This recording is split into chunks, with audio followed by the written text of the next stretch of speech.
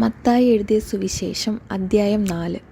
അനന്തരം പിശാചിനാൽ പരീക്ഷിക്കപ്പെടുവാൻ യേശുവിനെ ആത്മാവ് മരുഭൂമിയിലേക്ക് നടത്തി.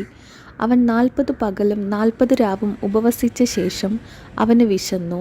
അപ്പോൾ പരീക്ഷകൻ അടുത്തുവന്ന്, നീ ദൈവപുത്രൻ എങ്കിൽ ഈ കല്ല് അപ്പമായി തീരുവാൻ കൽപ്പിക്ക എന്ന് പറഞ്ഞു. അതിന് അവൻ, മനുഷ്യൻ അപ്പം കൊണ്ട് മാത്രമല്ല ദൈവത്തിൻ്റെ വായിൽ കൂടി വരുന്ന സകല വചനം കൊണ്ടും ജീവിക്കുന്നു എന്ന് എഴുതിയിരിക്കുന്നു എന്നുത്തരം പറഞ്ഞു.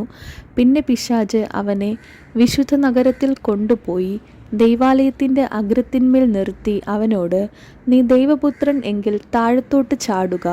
നിന്നെക്കുറിച്ച് അവൻ തൻ്റെ ദൂതന്മാരോട് കൽപ്പിക്കും. അവൻ നിന്റെ കാൽ കല്ലിനോട് തട്ടാതെ വണ്ണം നിന്നെ കയ്യിൽ താങ്ങിക്കൊള്ളും എന്ന് എഴുതിയിരിക്കുന്നുവല്ലോ എന്ന് പറഞ്ഞു. യേശു അവനോട്, നിന്റെ ദൈവമായ കർത്താവിനെ പരീക്ഷിക്കരുത് എന്നും കൂടി എഴുതിയിരിക്കുന്നു എന്ന് പറഞ്ഞു. പിന്നെ പിശാച് അവനെ ഏറ്റവും ഉയർന്നൊരു മലമേൽ കൂട്ടിക്കൊണ്ടുപോയി ലോകത്തിലുള്ള സകല രാജ്യങ്ങളെയും അവയുടെ മഹത്വത്തെയും കാണിച്ചു.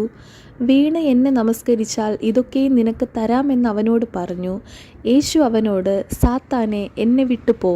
നിന്റെ ദൈവമായ കർത്താവിനെ നമസ്കരിച്ച് അവനെ മാത്രമേ ആരാധിക്കാവൂ എന്ന് എഴുതിയിരിക്കുന്നുവല്ലോ എന്ന് പറഞ്ഞു.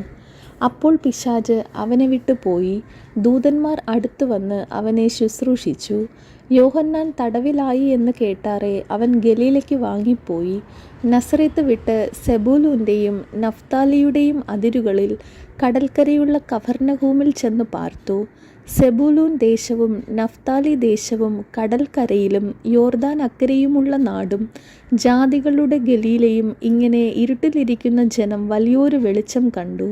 മരണത്തിൻ്റെ ദേശത്തിലും നിഴലിലും ഇരിക്കുന്നവർക്ക് പ്രകാശം ഉദിച്ചു എന്ന് യെശയ്യാപ്രവാചകൻ മുഖാന്തരം അരുളി ചെയ്തത് നിവൃത്തിയാകുവാൻ ഇടവന്നു. അന്നു മുതൽ യേശു സ്വർഗരാജ്യം സമീപിച്ചിരിക്കയാൽ മാനസാന്തരപ്പെടുവിനെന്ന് പ്രസംഗിച്ചു തുടങ്ങി. അവൻ ഗലീല കടൽപ്പുറത്ത് നടക്കുമ്പോൾ പത്രോസ് എന്നു പേരുള്ള ശീമോൻ, അവൻ്റെ സഹോദരനായ അന്ത്രയോസ് എന്നിങ്ങനെ മീൻപിടിക്കാരായ 2 സഹോദരന്മാർ കടലിൽ വല വീശുന്നത് കണ്ടു. എൻ്റെ പിന്നാലെ വരുവിൻ, ഞാൻ നിങ്ങളെ മനുഷ്യരെ പിടിക്കുന്നവരാക്കും എന്ന് അവരോട് പറഞ്ഞു. ഉടനെ അവർ വല വിട്ടേച്ച് അവനെ അനുഗമിച്ചു. അവിടെ നിന്ന് മുമ്പോട്ട് പോയാറെ സെബദിയുടെ മകൻ യാക്കോബും അവൻ്റെ സഹോദരൻ യോഹന്നാനും എന്ന വേറെ 2 സഹോദരന്മാർ പടകിലിരുന്ന് അപ്പനായ സെബദിയുമായി വല നന്നാക്കുന്നത് കണ്ട് അവരെയും വിളിച്ചു.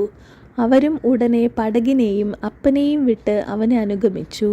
പിന്നെ യേശു ഗലീലയിലൊക്കെയും ചുറ്റി സഞ്ചരിച്ചുകൊണ്ട് അവരുടെ പള്ളികളിൽ ഉപദേശിക്കുകയും രാജ്യത്തിൻ്റെ സുവിശേഷം പ്രസംഗിക്കുകയും ജനത്തിലുള്ള സകല ദീനത്തെയും വ്യാധിയെയും സൗഖ്യമാക്കുകയും ചെയ്തു. അവൻ്റെ ശ്രുതി സുറിയയിലൊക്കെയും പരന്നു.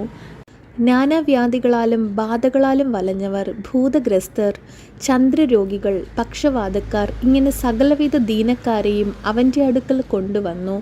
അവനവരെ സൗഖ്യമാക്കി. ഗലീല, ദെക്കപ്പൊലി, യെരുശലേം, യഹൂദ്യ, യോർദാനക്കരെ എന്നീ ഇടങ്ങളിൽ നിന്ന് വളരെ പുരുഷാരം അവനെ പിന്തുടർന്നു.